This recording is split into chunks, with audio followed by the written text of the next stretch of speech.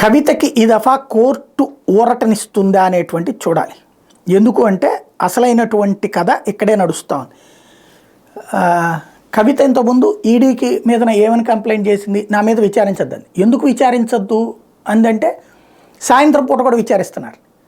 సాయంత్రం పూట విచారించకూడదు కాబట్టి అది అవునా కాదా అన్న టెక్నికల్ రీజన్స్ మీద ఇన్నిసార్లు వాయిదా పడింది. ఈ దఫా సిబిఐ పిలిచింది 26వ తారీఖున విచారణకి. అక్కడ కీలకమైనటువంటి అంశం ఏంటి, సిబిఐ ఏం చేస్తుంది అన్నటువంటిది ప్రధానమైనటువంటి అంశం. సిబిఐకి వచ్చేటప్పటికి ప్రత్యక్షంగా కావాల్సినటువంటిది ఇట్లాంటి వాటితో అవకాశం ఉండదు. ఇప్పుడు కవిత సిబిఐ నన్ను విచారించనీయకుండా చూడండి అని కోర్టుకు అప్రోచ్ అవ్వాలి. ఒప్పుకుంటుందా? రీజన్ ఏం చెప్పాలి? మహిళ కాబట్టి విచారించకూడదు అంటే జయలలితని విచారించకూడదు, అరెస్ట్ కూడా చేయకూడదు, శశికళని జైల్లో కూడా పెట్టకూడదు.